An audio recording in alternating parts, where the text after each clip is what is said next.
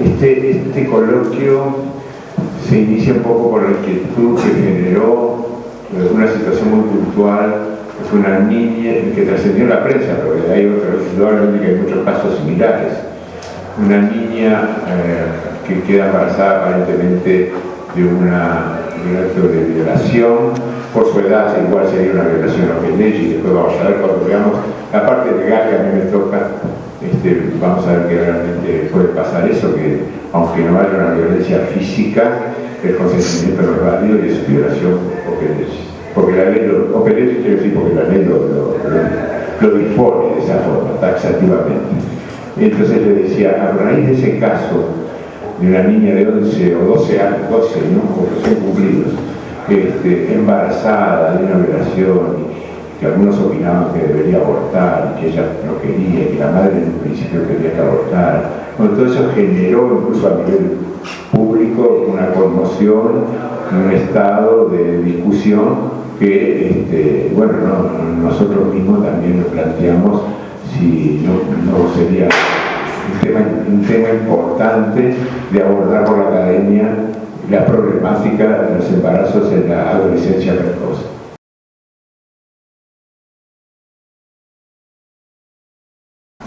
Hace muy poco tiempo un grupo de jóvenes uruguayos ganó un premio en un concurso de cortometraje que fue convocado por el BID. El título general para el material a presentar se llamaba Como amigo te lo digo. Y la película ganadora fue La diferencia. El interés en mostrarles esto, en lo cual no voy a abundar, es porque indica que jóvenes, que fueron los que desarrollaron esto, están preocupados por un tema que nos preocupa a todos.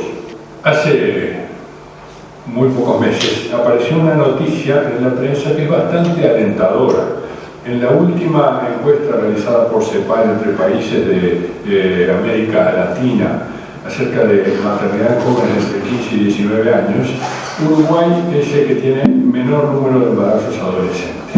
Esto es auspicioso, pese a que se dan algunas situaciones que no se pueden desconocer. De las adolescentes uruguayas con 2 o más necesidades básicas insatisfechas, 22,4%, prácticamente 1 de cada 4 son madres. Mientras que entre las adolescentes con necesidades básicas satisfechas el porcentaje es muy pequeño, apenas 3,6%. Pero el embarazo que hoy nos preocupa, que es en menores de 15 años, aunque numéricamente es muy pequeño, 0,5%, la cifra sigue en alza, incluso dentro de esa tendencia a la disminución auspiciosa que anteriormente señalaba. Es importante, por tanto, tener en cuenta que en esa división bastante artificial, que no coincide con otras divisiones por razones jurídicas o por razones sociales, pero que es útil desde el punto de vista operativo, que ha hecho la Organización Mundial de establecer que la adolescencia va de los 10 a los 20 años, los sistemas de mayor decisión a los 19 años y 364 días, el día que se cumple 20 se ingresa en la edad adulta. Es importante establecer una división clara entre adolescencia precoz y tardía separadas por 15 años. Los 15 años no son arbitrarios, surgen de algunos elementos biológicos que indican que ahí se alcanzan los resultados biológicamente similares a la de una adulta para tener un hijo. Y estudios que tienen ya también muchos años han mostrado claramente que las edades óptimas para la reproducción se ubican en el final de la segunda y principio de la tercera década de la vida, y que antes, también después, pero no nos vamos a ocupar del después, la curva toma una forma de J, indicando que los riesgos biológicos son mayores en las edades extremas de la vida. Sin embargo, presten atención a que los estudios iniciales agrupaban en un mismo nivel a todas las jóvenes menores de 19 años. Mi preocupación por el tema es muy larga, empieza hace más de 25 años, redacté mi tesis de docencia, en la cual logré, junto con un grupo importante de gente, no trabajé solo en esto, mostrar que en menores de 15 años los resultados, para muchos indicadores biológicos, esto es simplemente un ejemplo para la incidencia de recién nacidos deprimidos al primer minuto de vida, el tener menos de 15 años implicaba un riesgo muy importante.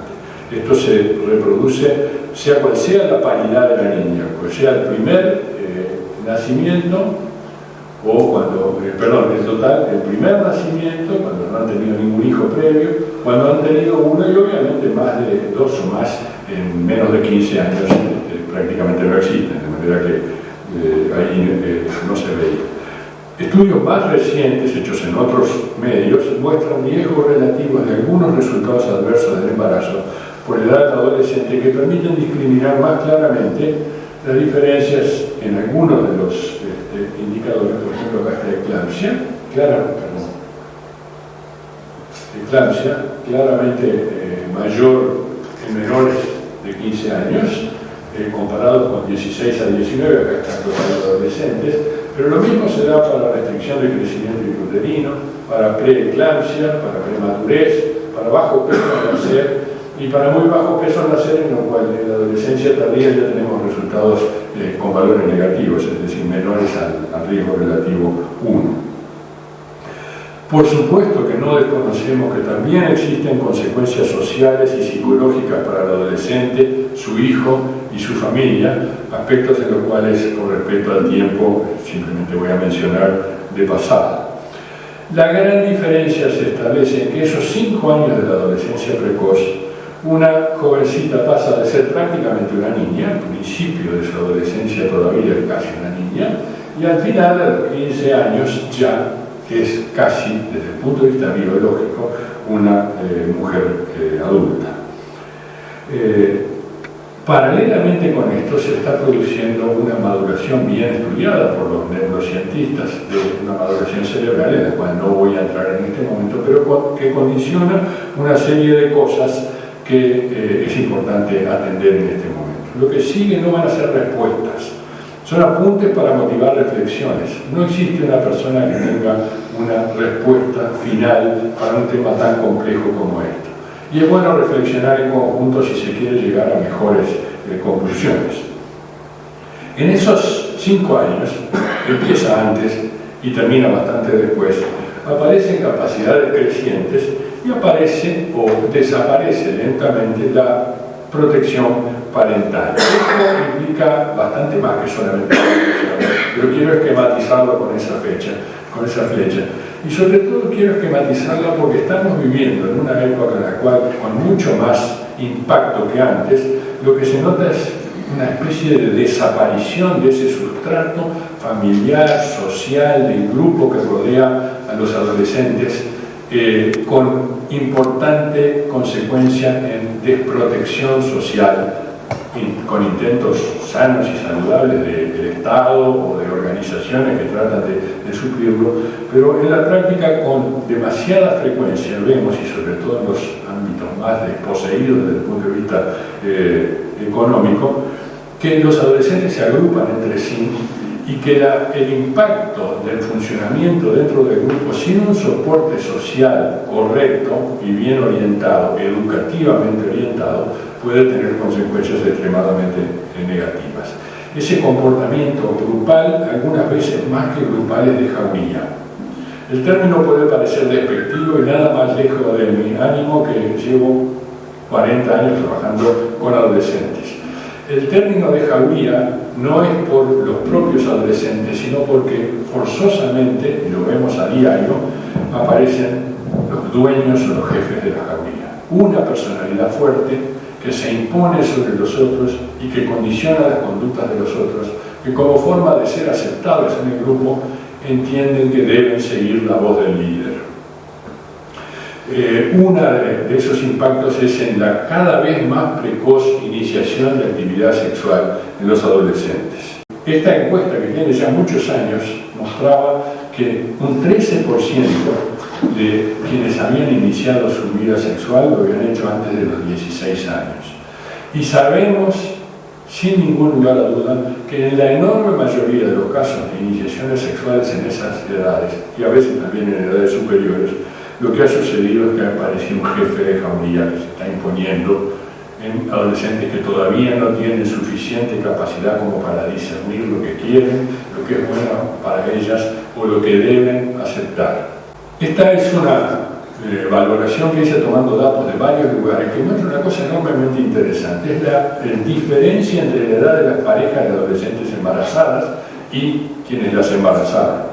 Y los 4 países que elegí son los que más claramente muestran en Latinoamérica que varones mayores son los que están embarazando a adolescentes de cualquier edad de la adolescencia. Esto es lo que pasa en Chile, donde varones de 20 a 29 años predominan sobre los menores de 20, y Uruguay está en el otro extremo. La gran mayoría de embarazadores tienen de 20 a 29 años, en comparación con los embarazadores que tienen menos de 20 años. Un estudio muy reciente, hecho en República Dominicana el año pasado y publicado este año, muestra que la diferencia de edad entre mujer menor de 15 años embarazada y varón embarazador es mayor que entre mujer mayor de 15 años y varón. Difícilmente cuando hay el doble o el triple de edad de una niña de 12, 13, 14 años con quien la embaraza, se puede admitir que haya una relación igualitaria en la cual no haya imposición de la decisión del mayor sobre la joven, porque la presiona, abusa de ella, o porque la convence, entre comillas, de que eso está bien, de que eso es lo que tiene que hacer y que esa es su forma de ingresar en estratos sociales que sean. Con este panorama, que es nada más que esquemático y que podría dar para hablar muchísimo más, es que nos interesa prestar atención a los problemas que significa la atención obstétrica al adolescente precoz embarazado. Y para eso es importante tener en cuenta qué dicen algunas de las normas que nos regulan. Yo solamente voy a hacer referencia al decreto de una ley que después el presidente va a analizar con mayor profundidad, que es el decreto 274. En su artículo 11 establece: todo niño, niña o adolescente tiene derecho al acceso a los servicios de salud, incluyendo los referidos a la salud sexual y reproductiva. Los profesionales de la salud actuantes deberán respetar la confidencialidad de la consulta y ofrecerles las mejores formas de atención y tratamiento cuando corresponde. Los adolescentes a quienes, de acuerdo al principio de autonomía progresiva, los profesionales de la salud consideren suficientemente maduros para recibir atención fuera de la presencia de los padres, tutores u otros responsables, tienen derecho a la intimidad y pueden solicitar servicios confidenciales e incluso tratamiento confidencial. Van a ver que muchos de estos conceptos se reiteran en otros artículos o en otras partes de las normas. Acá quiero hacer mención a dos cosas que son cruciales. De acuerdo al principio de autonomía progresiva, algo en lo cual me voy a detener un poquito más adelante. Y la siguiente, que los profesionales de la salud consideren suficientemente maduros. O sea, se está pidiendo un diagnóstico a los profesionales de la salud. El artículo 18, en su inicio, dice: todo niño, niña o adolescente tiene derecho a que se le brinde información sobre los procedimientos de atención a su salud en términos adecuados a su edad y a la evolución de sus facultades. En todos los casos tendrán derecho a ser oídos y obtener respuestas a sus interrogantes y sus opiniones deberán ser debidamente tenidas en cuenta en función de su edad y madurez. Nuevamente resalto que en términos adecuados a su edad y a la evolución de sus facultades. Y otra vez, sus opiniones deberán ser debidamente tenidas en cuenta en función de su edad y madurez. El artículo 31, que nuevamente reafirma la importancia de la confidencialidad, establece que solamente esa confidencialidad podrá ser soslayada en casos en los cuales exista riesgo grave para la salud del usuario o paciente o de terceros. Es que muchas de las cosas que se están solicitando o imponiendo como normas a tener en cuenta, en realidad se desarrollan después de los 15 años. Si admitimos que plena capacidad reproductiva, desde el punto de vista biológico, no desde el punto de vista de la capacidad de ser madre en este caso, o valdría lo mismo para la posibilidad de ser padre, de su capacidad de discernimiento, la plena capacidad reproductiva biológica se obtiene se llega a ella a los 15 años, hay otros cambios cognitivos y sobre todo cambios sociales que son los que están en la base de la verdadera autonomía, que se desarrollan más lentamente y a los cuales se accede más tardíamente. Voy a detenerme en la opinión de Piaget, un autor que trabajó muchísimo en esto. Yo sé sé bien que hay algunos cuestionamientos, algunas de sus opiniones que posiblemente el tiempo y los nuevos estudios hayan superado, pero su esquema de presentación de algunas de sus conclusiones son útiles para poder apoyar algo de lo que estoy diciendo ahora. Y solamente voy a concretar, hablar del acceso al desarrollo cognitivo operacional formal, una etapa a la cual se accede ya en plena adolescencia, porque sabemos que el pensamiento abstracto pleno promedialmente se alcanza después de los 15 años. La capacidad cognitiva, no cabe ninguna duda, progresa a lo largo del tiempo. El desarrollo cerebral, al cual mostré un esquema antes, apoya esto desde el punto de vista neurológico, y promedialmente se llega en ese momento a pensamiento abstracto pleno, aun cuando también sabemos que hay quienes maduran más lentamente y algunos lo alcanzan mucho después de los 20 años y algunos no lo alcanzan nunca. Quiero prestar atención ahora a la continuación del artículo 18. Corresponde al profesional de la salud adecuante la valoración del grado de madurez y de capacidad natural del niño, niña o adolescente, considerando el tipo de procedimiento de atención a su salud de que se trate. Deberá tenerse en cuenta la competencia del niño, niña o adolescente para comprender la situación planteada, los valores en juego, las posibles opciones y sus consecuencias previsibles. Remarqué, corresponde al profesional de la salud porque vuelve a insistirse en la necesidad de que sea quien atiende a ese adolescente quien llegue a la conclusión acerca de sus capacidades. Y esas capacidades son comprender la situación planteada, los valores en juego, las posibles opciones y sus consecuencias previsibles. Y me interesa, volveré en los pocos minutos que me quedan, a valores en juego. Porque para poder hacer un diagnóstico de ese tipo, un profesional de la salud debería ser capaz de establecer, entre otra gran cantidad de cosas, hay tablas establecidas, cómo se ha desarrollado el pensamiento en una jovencita de 12, 13 años. Si él ha alcanzado desarrollo de capacidades avanzadas de razonamiento, pensar acerca de múltiples opciones y posibilidades y pensar en hipótesis y qué sucedería si otra hipótesis posible. Desarrollo de capacidad de pensamiento abstracto, o sea, pensar sobre lo que los sentidos no pueden percibir, por ejemplo, la verdad, los valores. Desarrollo de la capacidad de pensar sobre el pensamiento, lo que técnicamente se llama metacognición, pensar acerca de cómo se siente, qué está pensando, cómo es percibido por los otros. Desarrollo de estrategias mnemónicas, aprender a aprender, ser capaz de memorizar mnemotecnias. Es que la maduración psicológica, y ni hay que decir la maduración social, en esta época se alcanza mucho más tardíamente que la maduración física, que termina una vez que termina el proceso puberal bien conocido, que trabajamos en esta área. Por eso es que me importan algunas reflexiones finales antes de dar paso a las exposiciones de quienes me acompañan en este coloquio. El reconocimiento por ley de derechos sexuales y reproductivos de niños, niñas y adolescentes es positivo, de esto no cabe ninguna duda. La reglamentación de los actos a que están obligados los profesionales de la salud como forma de garantizar en la práctica lo que las leyes establecen es también necesaria, no me cabe absolutamente ninguna duda. Sin embargo, ¿cómo se establecerá la madurez cognitiva de adolescentes precoces? ¿Será el médico? La mayor parte de los médicos no hemos sido capacitados, siguen siendo no capacitados en este momento para evaluar ese tipo de cuestiones. De manera que establecer un diagnóstico cuando no se conocen las bases sobre las que solidificar el diagnóstico es un hecho por lo menos difícil. ¿Será el médico elegido el que establezca ese diagnóstico o necesitará apoyarse en opiniones de otros expertos? Seguramente algo pasará por este camino, pero en esa derivación a otros expertos se tiene la certeza de que no se perderá la confidencialidad, a la cual también se nos exige.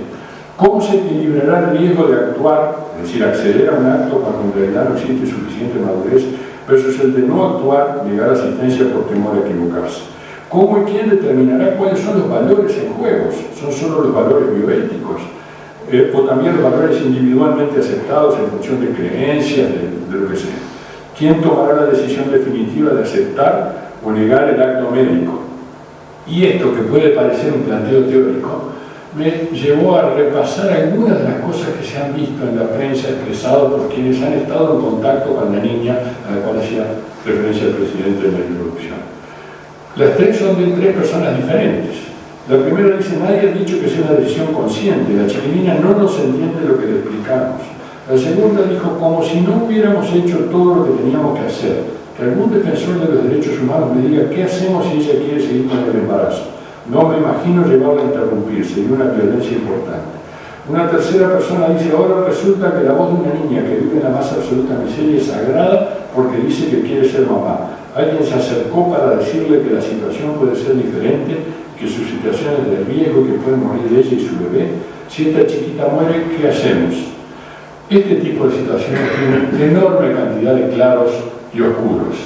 Y una de las cosas que nos convoca es tratar de que los claros y los oscuros pasen adelante, seamos capaces de verlo en perspectiva amplia, en perspectiva lo más comprensiva posible de los problemas a los que se enfrenta una niña en estas condiciones y quienes deben asistirla, y que del diálogo entre múltiples actores surjan las mejores aproximaciones posibles, ya no en la generalidad, sino para caso individual, que ojalá lo veamos cada día menos. Muchas gracias. El tema que nos convoca es entonces las normativas, porque está alrededor como enmarcando la situación del embarazo adolescente. Primero,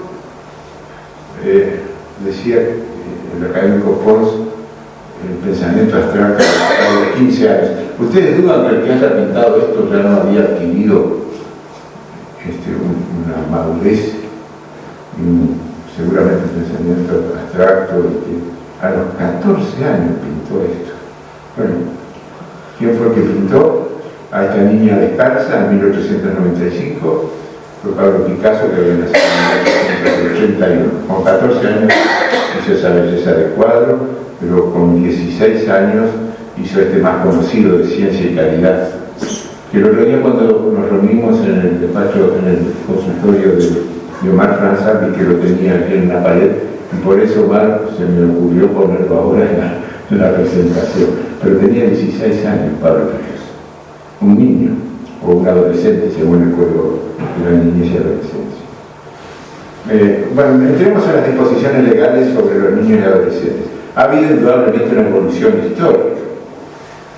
Podríamos decir muy esquemáticamente que antes de 1920 los niños eran objetos sin derechos. Y a partir de 1920 hasta 1989 aparecen las llamadas disposiciones que apuntan a la protección de la infancia. Esto lo estudiamos muy bien también, lo vimos con Antonio cuando repasábamos la biografía de don Roberto Berro García, que incluso lo pusimos como reformador de la protección de la infancia, porque se dedicó en el año 34 a hacer el Consejo del Niño, el Código del Niño, que es sustituido después, como vamos a ver, no hace tanto. ¿Qué pasa en 1989? Es la Convención de Derechos del Niño, que es aprobada en nuestro país como ley. Bueno, hasta ese entonces, hasta el 1989, los jueces de menores actuaban con ese sentido de protección como un buen padre de familia, podríamos decir, tomando del Código Civil esa frase. Esas fueron entonces la forma de actuar y de encarar el tema desde el Estado al menos, hasta la Convención de Derechos del Niño, que irrumpe en nuestro país en el 89 y que es la Ley Nacional 16.137. Igualmente yo creo que persiste todavía en cierta forma el concepto anterior de protección del niño, y se le pide muchas veces a los jueces que actúen de esa manera. Pero el artículo 12 de la Convención sobre Derechos del Niño, que es la ley, como decíamos, 16.137, estatuyó que los Estados partes garantizarán al niño que esté en condiciones de conformarse en juicio propio el derecho de expresar su opinión libremente en todos los asuntos que a él le afecten, teniéndose debidamente en cuenta las opiniones del niño respecto de esos asuntos en función de la edad y la madurez del niño. Pero dice en función de la edad, pero no menciona una edad mínima. Eso está también a valorar. Y pasa si se expresan los niños. Hay un par de ejemplos donde se comunican y se expresan, y tenemos otros ejemplos indudablemente que todos ustedes tienen. Entonces, por disposición de la ley que tomó como ley a la Convención de Derechos del Niño, se establecen algunas cosas interesantes, que enmarcan toda esta problemática. Se considera niño hasta los 18 años. Después veremos que el Código de la Niñez y Adolescencia subdivide y esa escala, la parte al medio, diciendo que es niño hasta los 12 años y después es adolescente. Es sujeto de derecho, el niño ya no es objeto como era antes, y por lo tanto todos los derechos que gozan los adultos también le corresponden. El problema es que algunos van a estar determinados con ciertas limitaciones por ser un ser humano que está en desarrollo. O sea que ahí viene lo de la adquisición progresiva de los derechos. El Estado debe garantizar esos derechos y esos derechos son un límite. Esto es un poco, llama un poco la atención, pero es realmente así. Los derechos del niño pueden ser un límite para la intervención no apropiada de los adultos y a su vez una garantía para el propio niño. Entonces los jueces de menores, que ahora pasaron a llamarse de familia, deben de resolver problemas jurisdiccionales y no políticas sociales. A veces se le demanda todavía alguna solución de tipo político, cuando en realidad devuelven el asunto para que los médicos, por ejemplo, valoren al niño, evalúen y hagan lo que tienen que hacer como médicos y no les pidan hacer cosas que no son jurisdiccionales. Antiguamente las legislaciones tutelares no eran tan así, ya lo vimos. Entonces, otra cosa que estatuye con fuerza la Convención de Derechos del Niño: la opinión de los niños es un derecho. Y finalmente reivindica el rol de la familia como ámbito natural del desarrollo de ese niño y que el Estado debe prestar asistencia a los padres. Familia en un sentido lato, amplio, puede ser una madre sola, puede ser una familia sustituta, etc. A partir de entonces se consagra un concepto bastante revolucionario que es la autonomía progresiva, que ha sido muy relevante en todo lo que tiene al consentimiento médico. La autonomía progresiva se ha definido como un estado, un estatus, que está determinado por el grado de desarrollo y madurez del niño.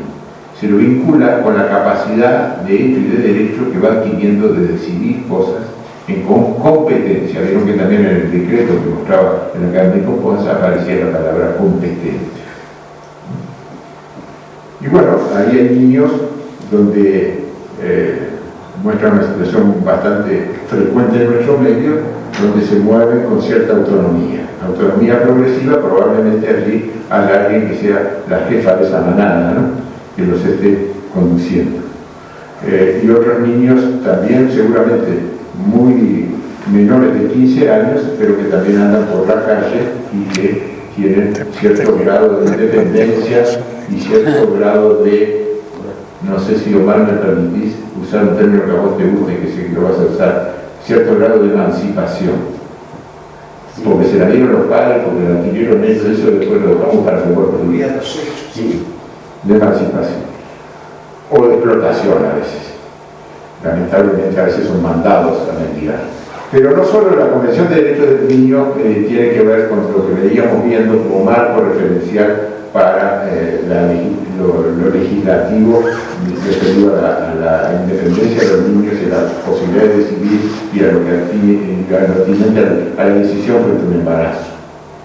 También el Código de la Niñez y Adolescencia, que es una ley cuyo número es la 17.823, establece en el artículo 1 que son los niños, los seres humanos menores de 18 años, pero, igual que la convención, pero los efectos de la ley, del código en este caso, se tomará hasta los 13 como niños y de 13 a 18 como adolescentes.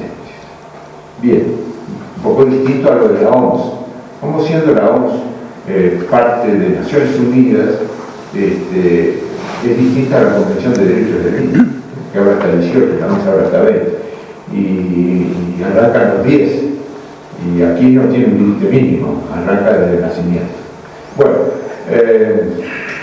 arranca los 10 la adolescencia, la adolescencia arranca a los 13. El artículo 8 de este Código de la Niñez y la Adolescencia dice que reafirma lo que ha dicho en la Convención que todo niño y adolescente goza de los derechos inherentes a la persona humana, o sea, igual que los adultos, pero serán ejercidos de acuerdo a la evolución de sus facultades y en la forma establecida por la Constitución, este Código y las leyes especiales.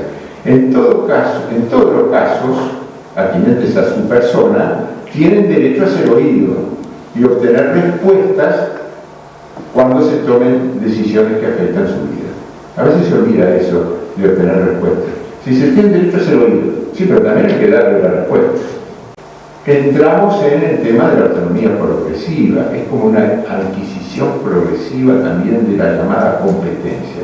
La ley y sus principios éticos subyacentes reconoce que el crecimiento y el desarrollo de los niños desde la infancia a la adolescencia pasa por una adquisición progresiva de facultad participativa del niño y toma de decisiones importantes, incluidas las concernientes a su estado de salud. ¿Qué sería competente? Bueno, tiene dos acepciones grandes. Competente es algo referido a la capacidad y que le compete es algo referido a la pertenencia. A usted le compete tal cosa, es en el sentido que le pertenece y además tiene capacidad para expresarse y responder porque es de su incumbencia. Entonces, se ha dicho que la competencia es una capacidad del paciente para comprender la situación en la que se enfrenta, los valores que están en juego. Vayan pensando, si un niño es competente, a veces sí, a veces no tanto, porque es progresiva su adquisición de competencia, los cursos de acción posibles, las distintas alternativas de repente terapéuticas o procedimentales, las consecuencias de esos pasos, y a continuación tomar, expresar y defender una decisión autónoma que sea coherente con su propia escala de valores y que en definitiva le pertenece solo a él. Ahí aparece la otra sección de competente, le compete solo a él. Esto se enterraba con el consentimiento, los conceptos médico-legales que emanan de las anteriores disposiciones y las que consagra la ley de derechos de los usuarios y pacientes en los servicios de salud, la número 18335, como el decreto reglamentario de esta ley, de la 18335, es justamente el decreto que nos mostraba el académico Pons, el 274 del 2010, refieren en todo lo atinente al consentimiento válido. A veces hay que actuar sin consentimiento, por eso el tarjeta lambda cuando se está asfixiando un niño y bueno, la misteria y metían los dedos para sacar las membranas seguramente sin ningún tipo de consentimiento, si no se moría. Hay un bien mayor que vuelve al consentimiento irrelevante, un bien mayor a salvar. Pero si no, hay que actuar con consentimiento y guardar la confidencialidad. Tampoco se debe perder de vista esto de la confidencialidad de los datos médicos, verbales, no verbales, asentados en las historias clínicas, situación relativamente común en cuanto a que un adolescente incluso va a la consulta y pide que no se informe a los padres, solicita de alguna forma explícitamente ser amparado en el secreto profesional, en el secreto médico. Decía verbales y no verbales, seguramente esta niña está hablando a través de su muñeca. La privacidad, que es algo bastante cercano a la confidencialidad y a la intimidad, está prevista, también está explícitamente establecida en el código que veníamos viendo de la niñez y la adolescencia, cuando dice: todo niño y adolescente tiene derecho a que se respete la privacidad de su vida, etcétera, etcétera. Pero hay una ley bastante olvidada, es nueva, pero no se la tiene muy presente, que es la Convención Iberoamericana de los Derechos de los Jóvenes, firmada en esa convención en Badajoz, Reino de España, en el 2005, pero que es ley en el Uruguay, es la 18.270, desde abril del 2008. Y de sus artículos hemos tomado uno que tiene que ver con el derecho a la salud y que en el numeral 3, 25.3, dice que todo joven tiene derecho primero define joven de 12 a 25 años, otra categoría distinta, otros márgenes de edad distintos, pero incluye a los niños de 12 a 18 o a los adolescentes de 13 a 18. Dice que tiene derecho a la salud y derecho a la confidencialidad y al respeto del personal de los servicios de salud, en particular, establece, en todo lo atinente a su salud reproductiva. sexual y reproductiva. Así que ahí hay aquello del adolescente o del joven que pide que no se informe a nadie de su salud sexual y reproductiva. Yo no sé si todos los médicos conocemos esto. Y ahí está la convención, están los adolescentes discutiendo y es ley en nuestro país. Seguimos con esta convención porque en otro artículo, en el 15.1, dice: los jóvenes tienen derecho al honor, a la intimidad. ¿Vieron cómo se relaciona la privacidad, la confidencialidad, la intimidad personal y familiar y a la propia imagen? Por eso es que a veces salen pinceladas las caras de los niños, deberían salir más. Bueno, pero les referíamos al iniciar que todo esto vino motivado por un probable delito de violación que terminó en un embarazo. ¿Qué pasa? ¿Cuál es el encuadre legal de esa situación? Repasemos, para los que estemos un poco olvidados, de qué es para la ley de violación. El Código Penal, en su artículo 272, dice: es aquel que comete, compele, fuerza a otra persona del mismo o distinto sexo a sufrir el cóbito. Bueno, dice la conjunción carnal, pero es la forma en que los términos que utiliza la ley, que utiliza el Código. La violencia se presume, es decir, hay un acto que es violento porque la ley así lo dice, cuando ese coito se efectúa con personas del mismo o diferente sexo menor de 15 años. Luego, más adelante, se ha agregado en los años más modernamente, se agregó al código una reforma que no siempre es violación, la relación sexual de un menor de 15, porque se admite prueba de consentimiento, prueba en contrario de que haya habido violencia presumida entre los 12 y los 15. Pero por debajo de 12 es siempre violación. Por eso yo se preguntaba en Copons si la niña tenía 11. Si tenía 11 es violación, aunque no haya una violencia física, porque no es válido el consentimiento para el Código Penal, para la relación sexual, porque el Código Penal es violencia absoluta. También lo es con una persona que por causas congénitas o adquiridas, permanentes o transitorias, se halla en el momento de la ejecución del acto privada de discernimiento o voluntad. Las demás hipótesis, la número 3 y número 4, las salteamos porque no vienen al tema de hoy. Ahí tienen una foto de una chica adolescente cursando su embarazo y también nos refería al académico Pons que algunos opinaban que había que hacerla abortar. La niña no quería, pero había que hacerla abortar. Su consentimiento no lo presumían como inválido porque además decían que no estaba capacitada. Bueno, habría que ver toda esta encuadre legal que hemos visto, pero además tener presente qué dice la ley de aborto. La ley de aborto del año 2012, 18.987, habla de la interrupción voluntaria del embarazo y tiene un decreto reglamentario que es sancionado un mes después, es también de noviembre del 2012, 22 de noviembre del 2012. En esta ley se dice, en el artículo 2, que la interrupción voluntaria del embarazo no será penalizada si se realiza antes de las 12 semanas, si se cumplen determinados requisitos. Repasemos esos requisitos. Si se consultó con un equipo integrado por médico o ginecólogo, especialista en salud psíquica y del área social, por lo menos esos tres técnicos. En no más de 24 horas se le tiene que dar esa consulta, esa posibilidad de consulta con este equipo. A su vez, ese equipo debe informar a la mujer reflexiona por lo menos 5 días y si se mantiene la decisión se podrá proceder al aborto. Todo debe quedar registrado en la historia clínica, pero marca algunas excepciones.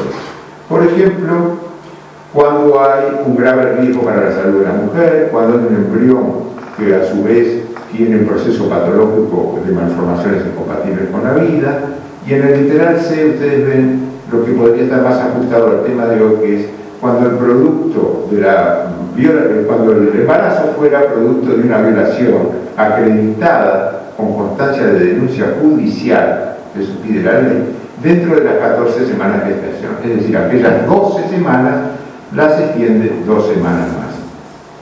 No sé en este caso de la niña que estábamos conversando, si creo que ya había superado las 12 semanas y estaba por ahí cerca de las 14 semanas. Hay que actuar a veces medio perentoriamente para no superar estos plazos. Pero parece que a gritos ella pedía que quería mantenerlo. Entonces también está el tema de someterla a una determinación de interrupción del embarazo contra su voluntad y tomando como inválido su opinión. Es complicado, da para discutir. Y entonces en esa discusión, ¿le podríamos dar intervención a un comité de ética asistencial? Bueno, lo dejamos planteado. Los comités de ética asistencial son obligatorios por la ley que ya habíamos mencionado, derechos de los usuarios y pacientes en los servicios de salud, y están además en el decreto 274 que también fue mencionado. Es una instancia de análisis deliberativo que puede ser tenida en cuenta o debe ser tenida en cuenta. Su informe o su proceder y su conclusión no es vinculante, es una recomendación, pero sí es muy importante.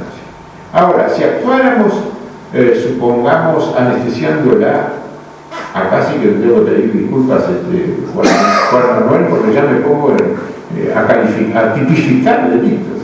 Soy un atrevido, pero bueno, por la disculpa del caso. Si actuáramos contra la voluntad de una persona, ¿qué podríamos estar cometiendo? Supongamos que la anestesiamos para hacer un procedimiento que no quiere. El que por cualquier medio, sin motivo legítimo, colocare a otro sin su consentimiento en un estado letárgico o de hipnosis, o que importara la situación de la inteligencia o la voluntad, será castigado con 3 a 24 meses de prisión. O si actuáramos de esta forma, también podríamos eventualmente, hipotéticamente, ser encartados o tipificarnos este delito que habla de la violencia privada. El que usare violencia o amenaza para obligar a alguno a hacer, tolerar o dejar de hacer alguna cosa será castigado por 3 meses de prisión a 3 años de penitenciaría. Lo de 3 meses a 3 años depende de los atenuantes y agravantes. En suma, me parece que este es un tema donde están en juego los derechos humanos, los derechos de los niños, un tema de respeto a los derechos humanos, a los derechos de los niños y adolescentes.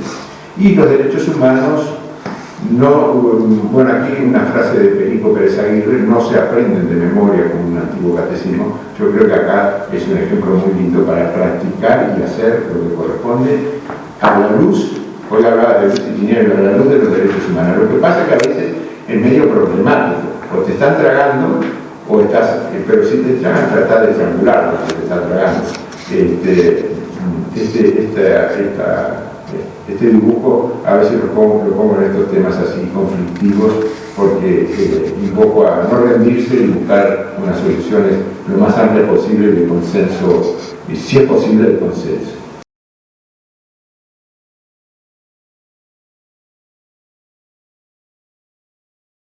Ahora voy a explicar esta transparencia, pero me propongo hacer 2 tipos de reflexión en esta ponencia. En primer lugar, una reflexión con respecto a lo que significa la patria potestad, desde una perspectiva ética, no jurídica, y su implicación en la práctica pediátrica. Y en segundo lugar, aunque parezca sorprendente, haremos una reflexión sobre si los hijos deben pagar por el delito cometido por sus padres o no. Empezando por el primer tema, la patria potestad se fundamentó en la época del Imperio Romano en la defensa que hacían los varones adultos de la posesión de propiedades y entre ellas su prole. Naturalmente, la evolución de la reflexión ética, en la cual sin duda jugó un papel muy importante el cristianismo, ha llevado a que tal concepto del derecho civil romano fuese transformándose y entendiéndose progresivamente como un poder de cuidado o protectorado por parte de los padres hacia sus hijos. En ese sentido, la patria potestad, tal como la conciben las éticas personalistas, se entiende como el deber de protección benevolente de los padres durante el periodo en el que sus hijos aún no han sido reconocidos por sus padres como poseyendo una independencia del juicio moral respecto a sus progenitores. La patria potestad es pues el ejercicio de su obligación de criar y desarrollar a un niño. Ahora bien, ¿cuándo puede considerarse que un hijo está en condiciones de ser reconocido por sus padres con una suficiente y adecuada independencia de juicio, de tal manera que ya no es necesario que se atengan al juicio moral paterno? No hay otra respuesta a esta pregunta que reconocer que ese hecho se da cuando los padres juzgan que la exigencia de independencia del menor, línea ascendente en esa gráfica, ha llegado a ser suficientemente solvente y libre, las dos cosas, como para sobrepasar el deseo paterno de que siga al niño dependiendo de ellos, de su juicio moral como padres. De esa lucha entre esas dos tendencias, en esta gráfica contrapuestas, la tendencia que exige dependencia del juicio paterno por parte de los padres y la que exige independencia por parte del hijo, podrá resultar finalmente el reconocimiento de que éste ha llegado a la suficiente y adecuada y saludable independencia de juicio. Solamente cuando en el seno de una familia unos padres reconocen como válida la independencia de juicio del hijo y deciden respetarla, se produce de hecho la emancipación del hijo respecto a sus padres. Eso es el punto decisivo, el punto de inflexión desde el punto de vista de la interrelación paterno-filial. Los padres, cuando reconocen la independencia de juicio de su hijo, tampoco están reconociendo su autonomía moral, asunto que a veces se confunde en numerosas de las legislaciones que se citaron, ya que los padres pueden no ser autónomos desde el punto de vista moral. Lo que reconocen los padres simplemente es que el juicio independiente del hijo será aceptado como válido por ellos como padres, aunque sea diferente al de ellos. El momento justo para reconocer esa independencia no depende de datos objetivos provenientes de la ciencia psicológica. Las ciencias psicológicas no tienen ningún criterio objetivo para señalar cuándo se produce ese punto de inflexión, que acá estamos hablando, un punto de inflexión producto del reconocimiento paterno, pero no de ningún estado objetivo de madurez o de autonomía, porque no hay criterios científicos objetivos que puedan evaluar. Esto depende del conjunto de valores, costumbres, convicciones y anhelos morales que tiene una determinada familia. En ese hábitat familiar es donde se decidirá el momento preciso del reconocimiento de la emancipación del hijo en esa familia. Además, en una familia de varios hijos, el reconocimiento de la emancipación de un hijo puede ser muy diferente a la edad que se reconozca de otro, porque todos los hijos son diferentes.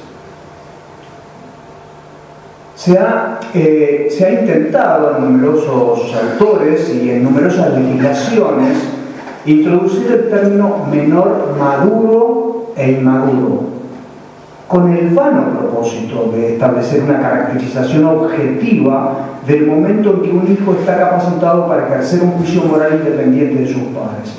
Pero ese concepto maduro es tan subjetivo y tan dependiente de las modas psicológicas y sociales que lo hacen un concepto prácticamente inoperante e inservible para establecer el límite entre un menor con juicio real y válidamente independiente del que no lo es.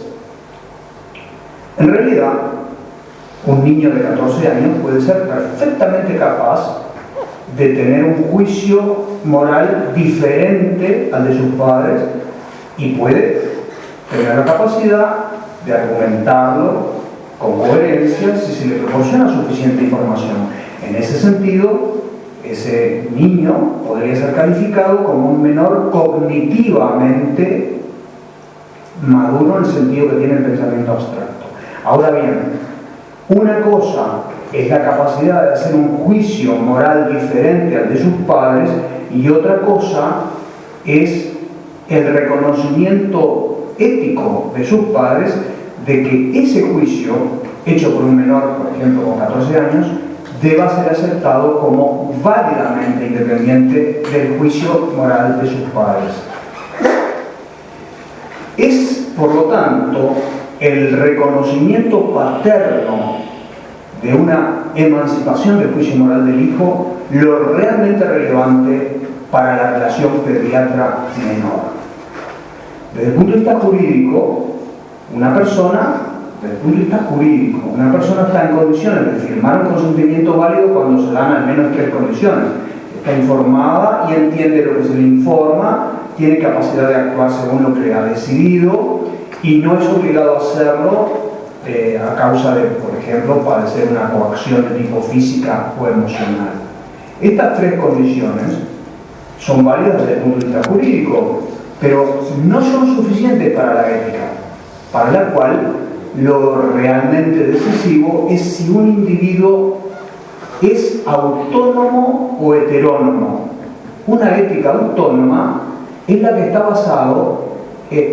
basada en que el individuo es capaz de plantearse el deber desde una propia convicción y no desde una imposición o mandato exterior a su conciencia. En ese sentido, la autonomía moral no es lo mismo que capacidad de entender y saber las consecuencias de lo que se hace.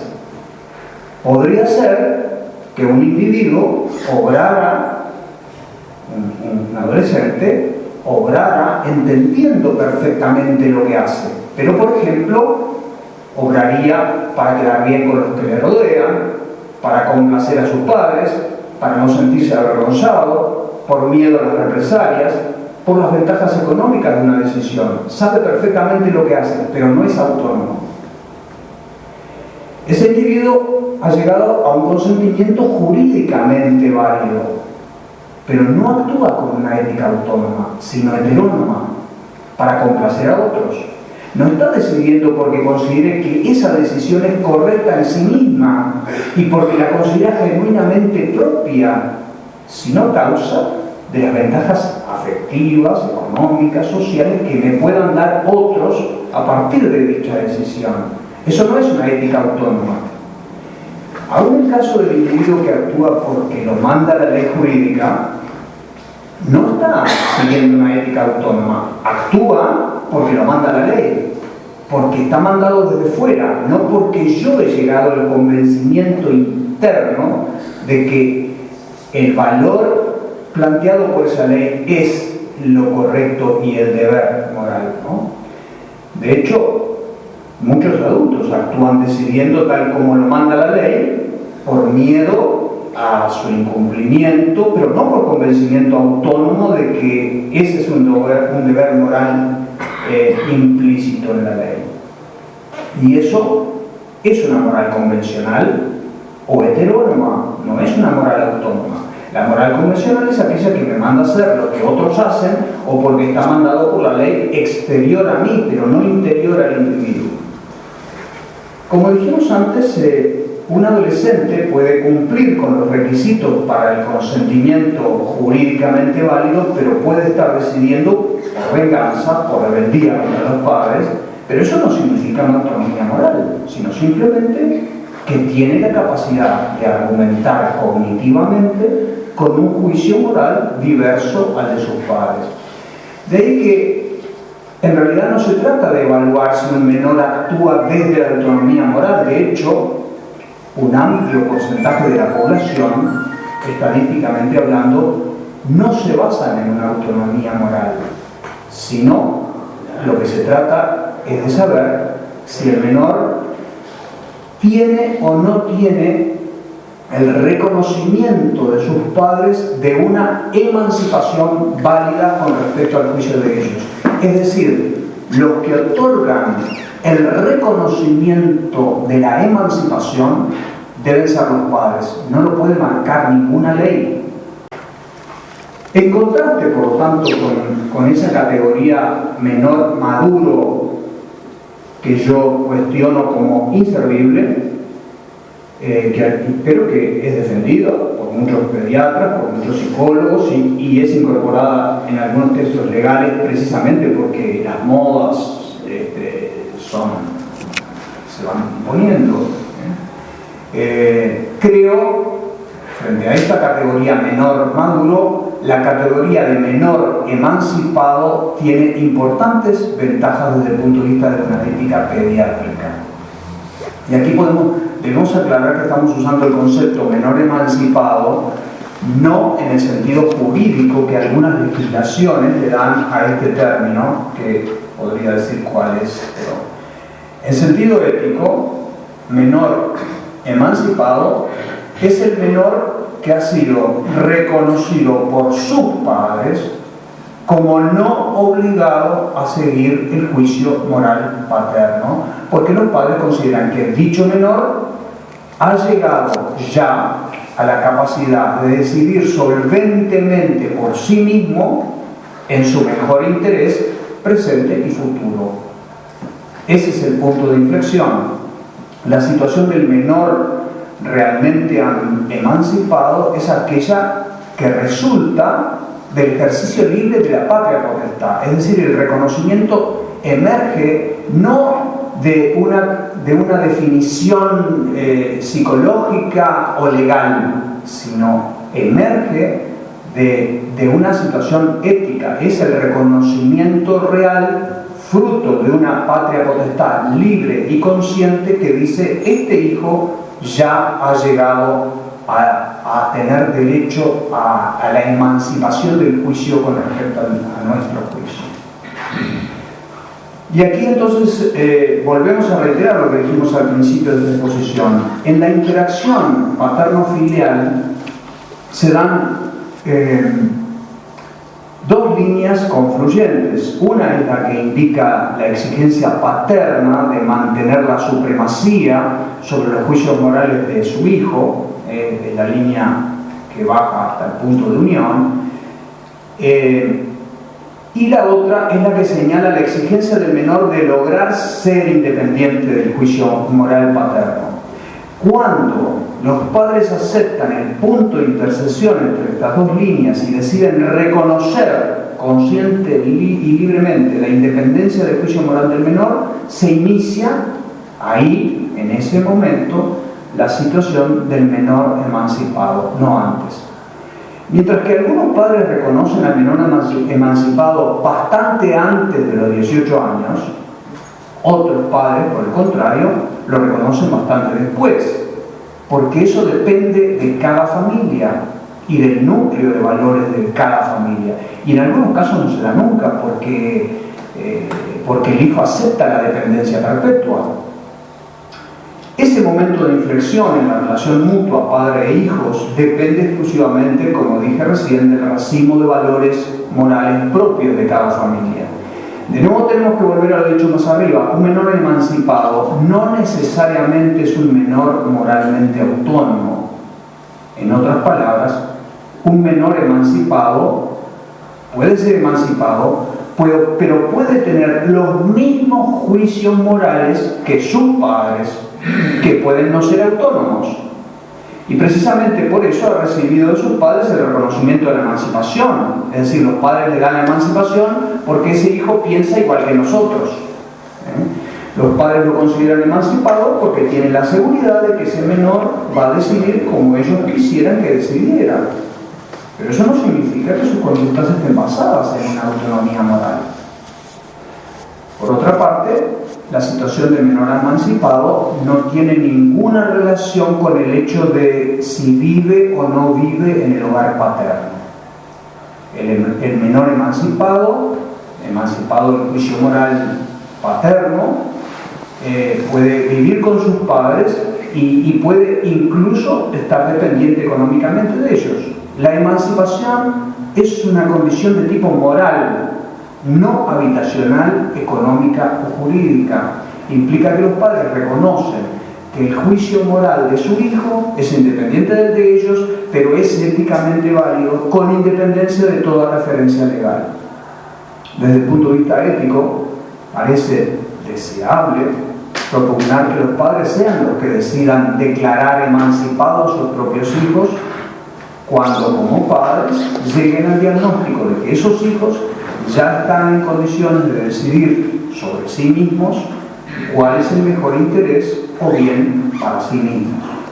Y es en ese límite puesto por los mismos padres, no por la ley, respecto al reconocimiento de emancipación, lo que permite a los profesionales de la salud saber cuándo deben atenerse a respetar la voluntad del menor emancipado en lugar de atenerse al juicio moral paterno. Tratándose de un menor emancipado, como el que acaba de describirse, se justifica que el profesional de la salud aplique cualquier tipo de maniobras diagnósticas o terapéuticas sin necesidad de requerir el consentimiento de sus padres. Pero si el menor no ha sido declarado emancipado, entonces la relación tiene que ser con los padres.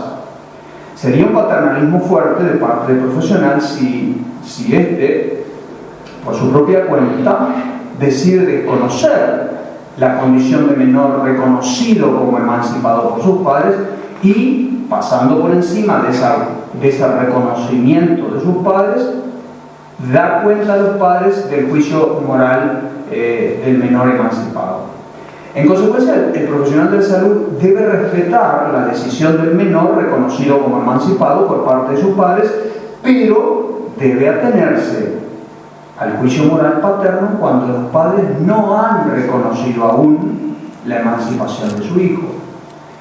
Esto es lo que podemos decir desde el punto de vista ético. La ley puede poner los límites arbitrarios que quiera, y de hecho los pone, pero eso no significa que la ley resuelva los problemas reales de la autonomía o heteronomía en las decisiones morales, o que la ley respete la verdadera autonomía de unos padres a criar a sus hijos en una determinada filosofía de vida y un determinado racimo de valores propios de esa familia.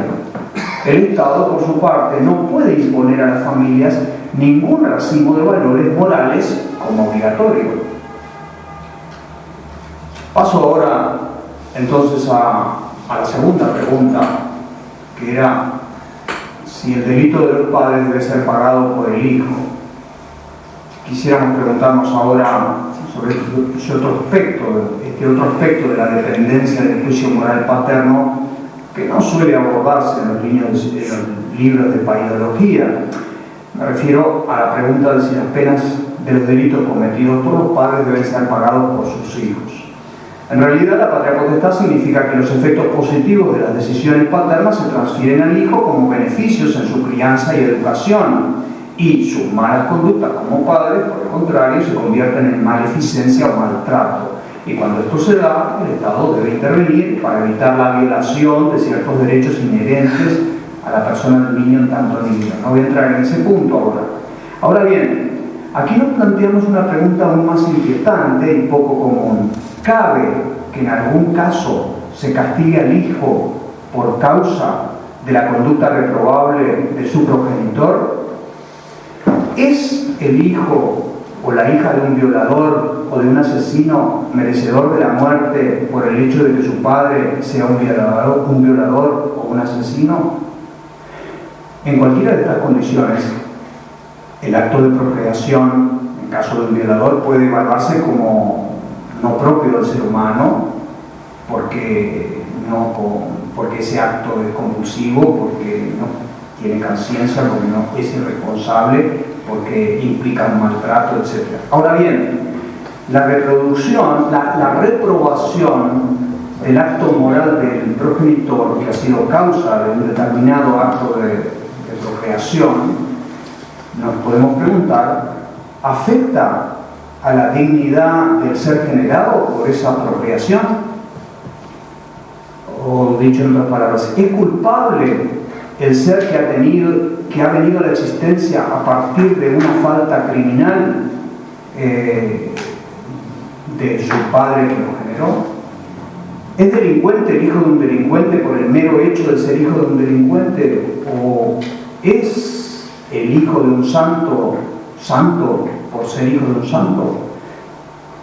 ¿Debe un hijo pagar con la pena de muerte por un delito cometido por su padre? ¿Debe un padre pagar la pena de un delito cometido por su hijo ya mayor de edad? Para la ética milenaria de la cultura occidental, es claro que cada uno es responsable de sus actos y a nadie se le debe hacer pagar por una pena que no ha cometido ni ha sido cómplice, ni colaborador directo ni indirecto. Para la ética que subyace la mayoría de las leyes occidentales, las penas solo son aplicables al culpable de haber cometido una falta. Ya en el texto ético legal muy antiguo, expresado en el libro del Deuteronomio de la Biblia, se dice textualmente: los padres no recibirán la pena de muerte a causa de los delitos cometidos por sus hijos, ni los hijos recibirán la pena de muerte por el delito cometido por los padres. Cada uno morirá o no según su propio delito, dice el Deuteronomio. Y en el libro de los Reyes, también de la Biblia, se relata la decisión jurídica del rey Amasías, basada en el mismo principio. Dice textualmente el libro de los Reyes, en el capítulo 14: en cuanto Amasías fue dueño de la situación de su reino, condenó a muerte a sus servidores que habían matado a su propio padre, pero no condenó a muerte a los hijos de esos asesinos, siguiendo aquello que dice el libro de Moisés, que Yahvé Dios te mandato: los padres no serán condenados a muerte a causa del delito de sus hijos, ni los hijos serán condenados a muerte por causa del delito de sus padres, sino que cada uno podrá ser condenado a muerte por su propio pecado.